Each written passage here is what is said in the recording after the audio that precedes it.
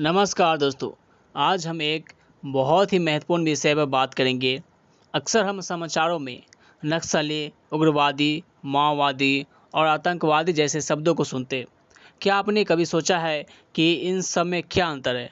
बहुत से लोगों को ये शब्द एक जैसे लगते हैं, पर असल में इनमें कुछ बड़े फ़र्क है।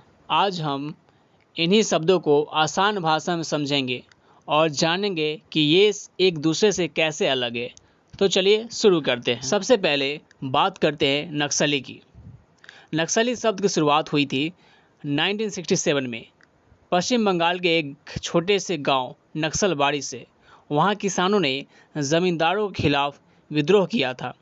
इसलिए नक्सली शब्द उन लोगों के लिए इस्तेमाल होता है जो गरीबों और आदिवासियों के लिए लड़ते हैं, खासकर ज़मीन और संसाधनों के लिए। नक्सली अक्सर जंगल और ग्रामीण इलाकों में सक्रिय होते हैं। उनका कहना है कि सरकार और बड़े लोग गरीबों का शोषण कर रहे हैं और उन्हें उनका हक नहीं मिल रहा है। इसलिए वे सरकार के खिलाफ हथियार उठाते हैं और अपनी मांगें मनवाने की कोशिश करते हैं।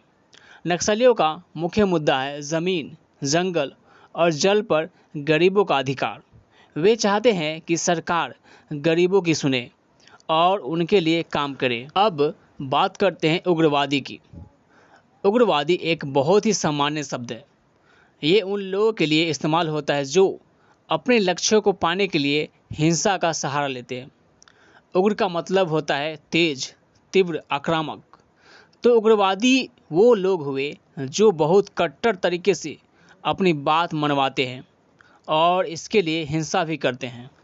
नक्सली, माओवादी और आतंकवादी ये सब भी एक तरह से उग्रवादी हो सकते हैं, क्योंकि ये सभी हिंसा का इस्तेमाल करते हैं।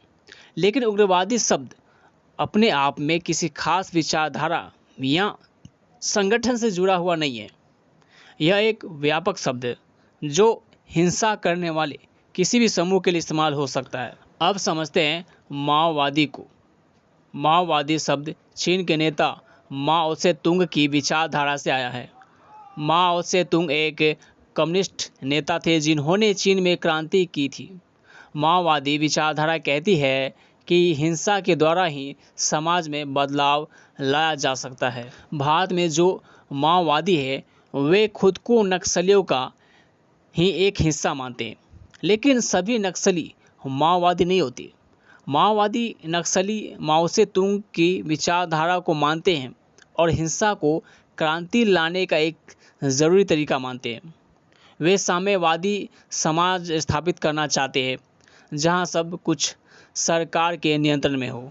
अब आखिर में बात करते हैं आतंकवादी की। आतंकवादी वे लोग होते हैं जो आतंक फैलाकर अपनी बात मनवाना चाहते हैं। आतंक का मतलब होता है डर, भय, दहशत।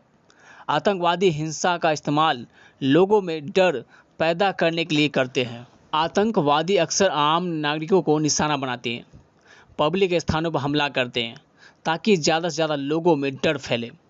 उनका मकसद होता है सरकार और समाज को डराकर अपनी मांगें मनवाना। आतंकवादियों के राजनीतिक, धार्मिक या वैचारिक कोई भी मकसद हो सकते हैं। आतंकवादी हिंसा का इस्तेमाल अराजकता और अस्थिरता पैदा करने के लिए करते हैं।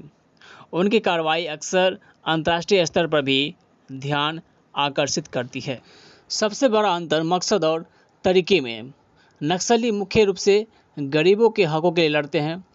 माओवादी एक खास विचारधारा से प्रेरित होकर क्रांति लाना चाहते हैं, जबकि आतंकवादी डर फैलाकर अपनी बात मनवाना चाहता है। उग्रवादी एक व्यापक शब्द है जिसमें ये सभी और दूसरे हिंसक समूह भी आ सकते हैं। यह ध्यान रखना बहुत ज़रूरी है कि हिंसा किसी भी समस्या का समाधान नहीं है। शांतिपूर्ण तरीके से बातचीत और समाधान ढूंढना ही सही रास्ता है। मुझे उम्मीद है कि आपको नक्सली, उग्रवादी, माओवादी और आतंकवादी के बीच का अंतर समझ में आ गया होगा। अगर आपको यह वीडियो पसंद आया तो इसे लाइक और शेयर जरूर करें दोस्तों। चैनल पर अगर आप नए हैं तो इसे सब्सक्राइब कर लें। मिलते हैं दोस्तों अब अगले वीडियो में।